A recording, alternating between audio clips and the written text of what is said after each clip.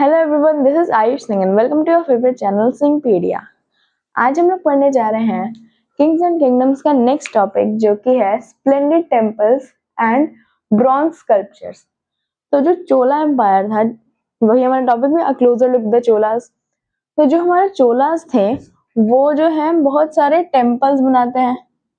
Splendid का मतलब होता है बहुत ज्यादा अच्छे या फिर अट्रैक्टिव, और ब्रॉन्ज स्कल्पचर्स बनाते हैं।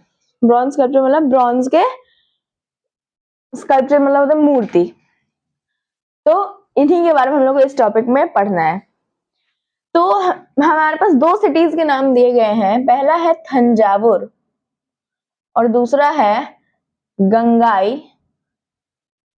दूसरा है गंगाई कोंडा चोलापुरम। ये थोड़ा लंबा नाम है, बट ऐसे याद कर लो, गंगाई कोंडा चोलापुरम। 4 पार्ट से याद करोगे तो नाम याद हो जाएगा। ठीक है, तो ये दोनों है हमारे। तो सबसे पहला है हमारा थंजावुर। इसमें मैंने आपको बताया था कि एक टेम्पल बनाया था किसने, विजयालय ने, जिसका नाम था कौन सा, टेम्पल ऑफ गॉडेस निशुम्भसुदिनी। और गंगाई कोंडा चोलापुरम में कौन सा बना है, टेम्पल ऑफ, वही फिर गंगाई कोंडा चोलापुरम। ठीक है, तो इसका नाम क्या है, टेम्पल ऑफ यही सिटी और टेम्पल ऑफ गॉडेस निशुम्भसुदिनी, ये दोनों बना था। ठीक है, और ये वाला किसने बनाया था, ये बनवाया था हमारे विजयालय ने। और ये जो है, ये दो लोग मिलके बनाते हैं। पहला राज चोल वन और दूसरा राजेंद्र वन। ये जो दोनों है, ये दोनों मिलके बनाते हैं। ये पहले ये आते हैं चोला किंगडम में, तब ये आते हैं उनके बेटे। तो ये जो है, ये जो मतलब जो हमारा वो है, ये वाला टेम्पल गंगाई कोंडा चोलापुरम, वो ऐसा दिखता है, इस तरीके से है। ठीक है, और नीचे से ऐसे है, और इस साइड एक असेंबली हॉल है। ऐसा दिखता है हमारा टेम्पल। तो इस पार्ट पे एक और ये है। ठीक है, ऐसा है हमारा टेम्पल। ठीक है, तो इसमें से ये जो पार्ट है, ये जो पार्ट है गर्भगृह शिखर, ये वाला पार्ट, ये जो जितना भी पार्ट है वो किसने बनवाया था, राज चोल वन ने। लेकिन ये जो कौन सा असेंबली वाला हॉल है, वो किसने बनवाया था, ये बनवाया था राजेंद्र वन ने। और यही सेम आर्किटेक्चर, ये क्या है, आर्किटेक्ट मतलब प्लान है, मतलब कैसे बनाया गया आर्किटेक्चर ऑफ टेम्पल्स। एक तरीके से क्या है, ये प्लान है किस तरीके से बनाया जाएगा उस, ठीक है, इसको। तो यही सेम मेडिवल इंडिया में भी है, और सेम ही किसमें था, एंशिएंट में भी था। हमने लास्ट एकदम चैप्टर में पढ़ा था। ठीक है, तो ये दोनों है हमारे। ठीक है, तो कौन कौन से दो हमने देखे, थंजावुर और गंगाई कोंडा चोलापुरम। अब ये जो चोलास के टेम्पल्स थे, वो सिर्फ पूजा करने के स्थान ही नहीं थे, साथ साथ क्या थे वो, साथ साथ वो थे nuclei of settlements. Nuclei of settlements मतलब क्या होता है कि जहां पे लोग रहते हैं, मान लो ये यहाँ लोग रहते हैं,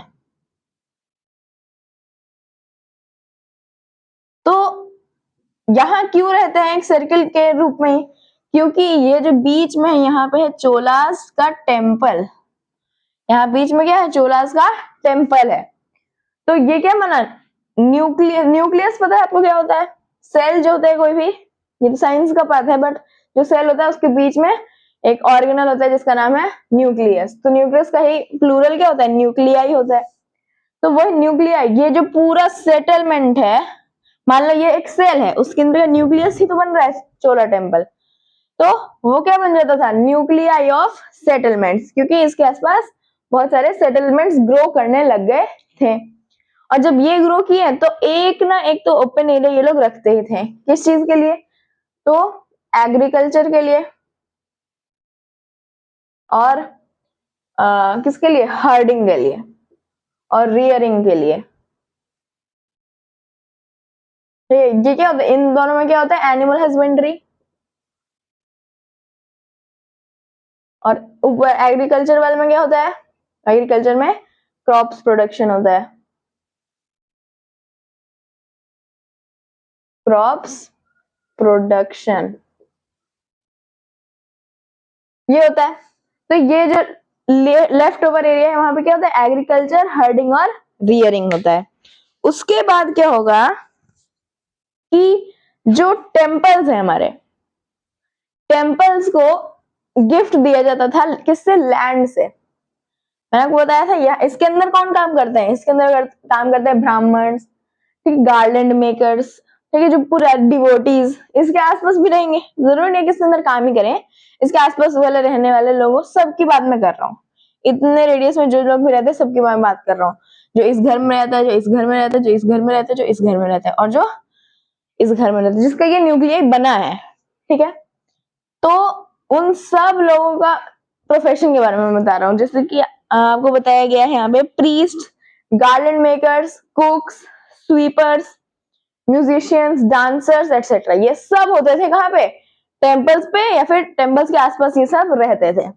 अब वो क्यों रहते थे, क्योंकि इनका काम था वहां पे, ठीक है, अलग अलग। तो हुआ क्या कि जो ये लोग हैं, मतलब प्रीस्ट हैं और ये सब है, ये क्या होते थे, ब्राह्मण, ये सब क्या होते थे, ब्राह्मण होते थे। और मैंने आपको पहले ही बताया है कि ब्राह्मण को लैंड गिफ्ट किया जाता था और उसको हम क्या बोलते हैं, ब्रह्मदे, ब्रह्मदे। इस लैंड को जब देते हैं हम ब्राह्मण को तो उसे हम क्या बोलते हैं, ब्रह्मदे। ब्रह्म मतलब ब्राह्मण, दे मतलब दिया गया कोई गिफ्ट, तो ब्रह्मदे यानी कि ब्राह्मण को दिया गया गिफ्ट, और गिफ्ट में क्या दिया गया है, लैंड को, तो उसे हम ब्रह्मदे बोलते हैं। तो जब भी ये देंगे तो ये कौन देंगे, किंग्स देंगे, या फिर अगर कोई किसी किंग ने किसी आदमी को दिया है ये ब्रह्मदे, जो ब्राह्मण नहीं, मतलब जो ब्राह्मण है लेकिन वो इसके आसपास नहीं रहता, तो वो आदमी भी इसे आके दे सकता है यहाँ पे।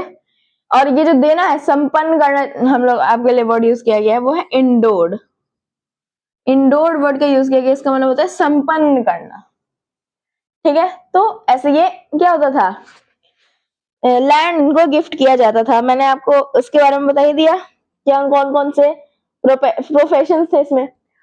तो ये तो हो गया टेम्पल्स के बारे में। अब है हमारा स्कल्पचर, ब्रॉन्ज स्कल्पचर्स।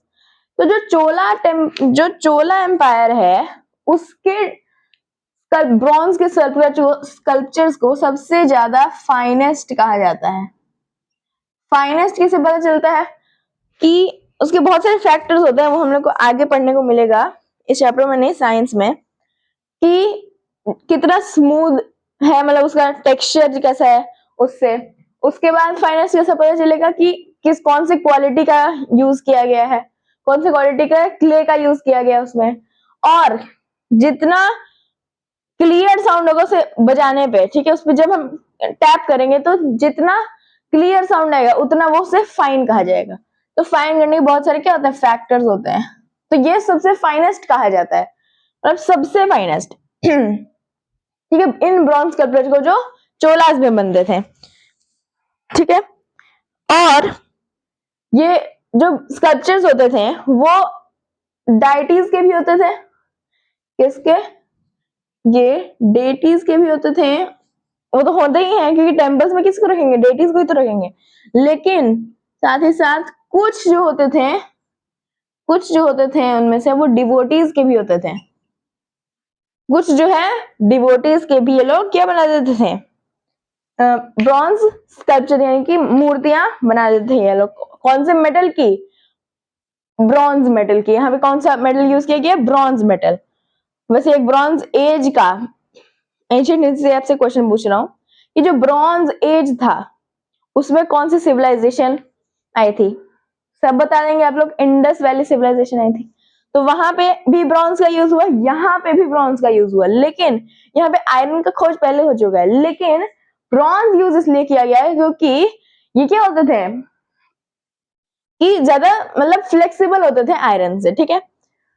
तो इसलिए यहाँ पे ब्रॉन्ज का यूज किया गया है, ना कि आयरन या क्ले का। क्ले कुछ ज्यादा स्मूथ हो जाता था, आयरन कुछ ज्यादा ही हार्ड हो जाता था, इसलिए। ठीक है, तो ये था हमारा आज का topic, splendid temples and bronze sculptures. I hope कि आपको आज का टॉपिक समझ में आ गया हो। अगर आपको इस रिलेटेड कोई भी डाउट्स है तो आप मुझे कमेंट से पूछ सकते हैं। Thank you very much.